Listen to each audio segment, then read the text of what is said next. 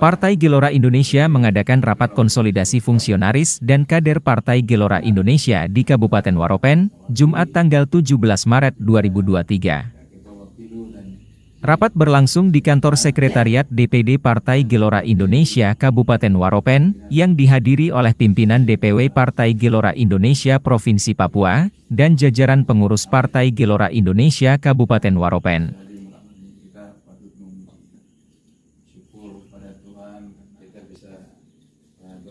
Acara dibuka dengan doa dan kata pengantar oleh Dewan Pembina, DPD Partai Gelora Indonesia Kabupaten Waropen, Hugo Tebay.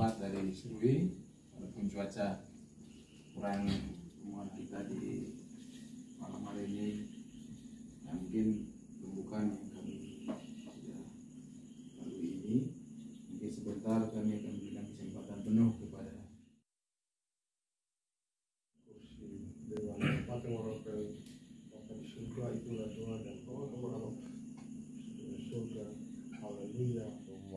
Dalam sambutannya, Ketua DPW Partai Gelora Indonesia Provinsi Papua, Dr. Muhammad Yamin Noj, menyampaikan bahwa tahap gelombang ketiga merupakan tahap yang paling menentukan, di mana di tahun 2024 menjadi momentum menentukan, apakah hanya menjadi pecundang, apa menjadi bagian dari pemenang. Dalam perjalanan ini, atas perlindungan Tuhan Yang Maha Kuasa, kita sampai dengan di tempat ini, karena memang kerinduan kita sudah dari hampir 3 tahun. Sangat yakin, beliau sangat yakin. Beliau selalu bilang, saya sangat yakin, hakul yakin, seyakin-yakinnya bahwa satu kursi DPR RI dari Gelora di tanah Papua itu mampu kita persembahkan. Dan tahap gelombang ketiga hari ini tentu tahap yang paling menentukan bagi kita, di mana 2024 ini menjadi momentum menentukan. Kita hanya menjadi bagian dari pecundang bahasa tadi, atau kita bagian dari pemenang. Setuju? Nah, kita kesimpulan. Ini pun saya ingin sampaikan pesan dari Ketum. Kita dari awal ini adalah partai duafa, partai yang tidak memiliki apa-apa, tapi melebihi dari semangat yang ada itu. Sehingga beliau berpesan, besok untuk pencapresan besok, mungkin Partai Gelora belum punya kemampuan untuk mengusung, karena 9 partai terdahulu ya Pak Ketua. Tetapi beliau memberikan jaminan bahwa partai ini akan diisi oleh semua kader-kader terbaik dan fungsionaris. Saya tidak butuh orang lain untuk pakai partai ini. Beliau bahkan halalkan semua kader fungsionaris yang resmi maju, gubernur maupun bupati dan wali kota adalah kader sendirinya lewat slogan Arah Baru Indonesia. Ketum selalu berpesan bahwa kerja kemenangan ini tidak hanya tugas DPW, DPD, dan DPC, tetapi kesinambungan dari semua struktur yang ada. Sementara itu, dalam paparan pembekalan untuk para kader dan fungsionaris, Ketua Bapilu Partai Gelora Indonesia Provinsi Papua, Zainal Yamko mengatakan bahwa setiap caleg di dalam peta dapil harus mengetahui dapilnya, mulai dari pemilu sebelumnya sampai dengan sekarang, supaya bisa menggambarkan bahwa dia layak atau tidak jadi anggota dewan. Stop dengan itu istilah kasarnya itu menipu diri sendiri itu. Kita kerja ini untuk menang. Nah, dalam rangka kita kerja itu menang, maka kita butuh data. Setiap caleg itu di dalam peta dapil itu harus mengetahui dapilnya itu mulai dari pemilu sebelumnya sampai dengan sekarang.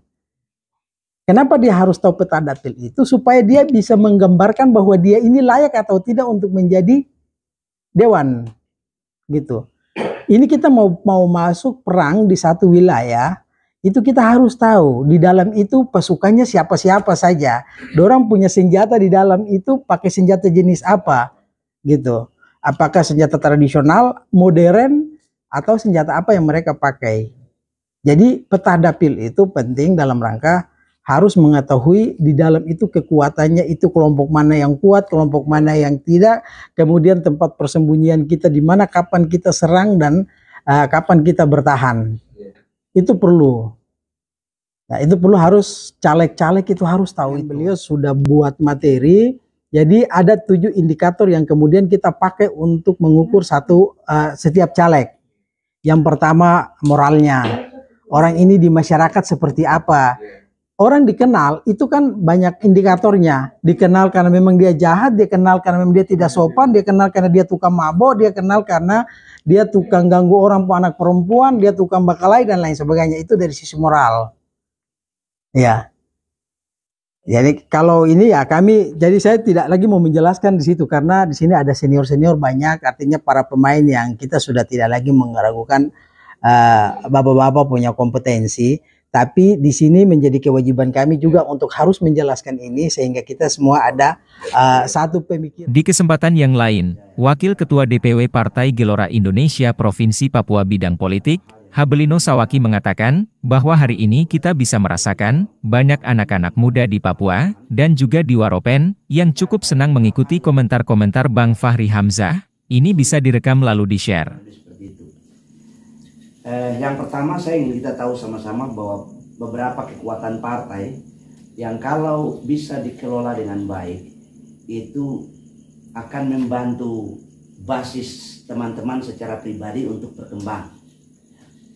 Misalnya hari ini kita bisa rasa secara psikologis bahwa banyak anak-anak muda di Papua, tentunya juga di Waropen, yang cukup senang mengikuti komentar-komentar seorang Bang Fahri Hamzah.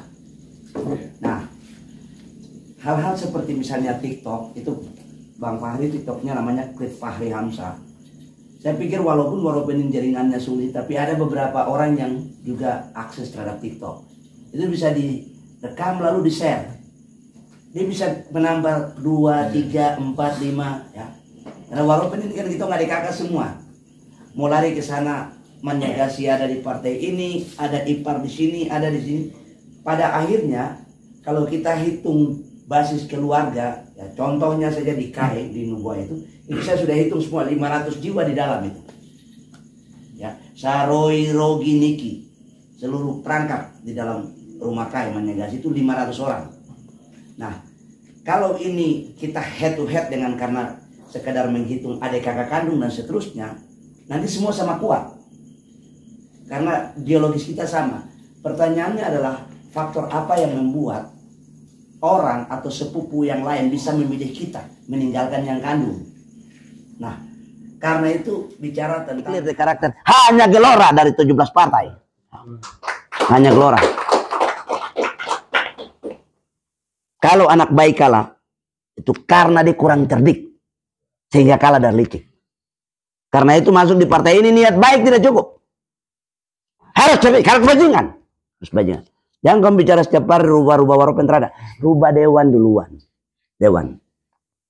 Seluruh perangkat Waropen itu dimulai dari DPRD. Tidak usah bicara seminar sosial, itu bagian turunan. Tidak usah bicara Bupati, sabar. Selesaikan fraksi. 3 kursi, puji Tuhan tambah 4. Mulai dari situ. Di akhir acara, Dewan Pembina Partai Gelora Indonesia Kabupaten Waropen, Hugo Betai, menyampaikan masukan dan pengalamannya dalam proses pemilu legislatif di Kabupaten Waropen. Di Waropen diserui antar SK sana dengan saya punya antar. Saya kasih semua sama dia. Dan tidak ada uang untuk mau mungkin mau bantu bensin, bantu tuh bensin tuh jalan di kampung-kampung baru kasih tahu. Lain itu partai baru, itu baru. Jadi begitu selesai pemilu, baik dari leluhur dan juga yang maha kuasa berkati kita punya perjuangan. Acara rapat konsolidasi fungsionaris dan kader Partai Gelora Indonesia Kabupaten Waropen ditutup dengan doa dan ramah tamah.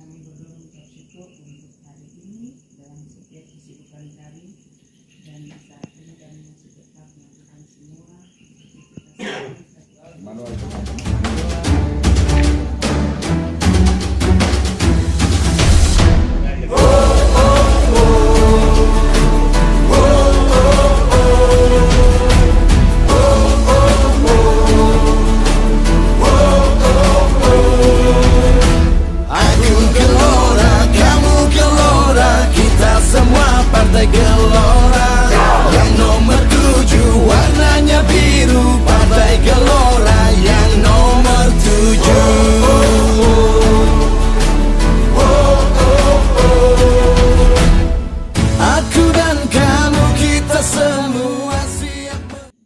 Salam Gelora, semangat Indonesia. Salam Gelora, semangat Indonesia. Salam Gelora, Waropen menang.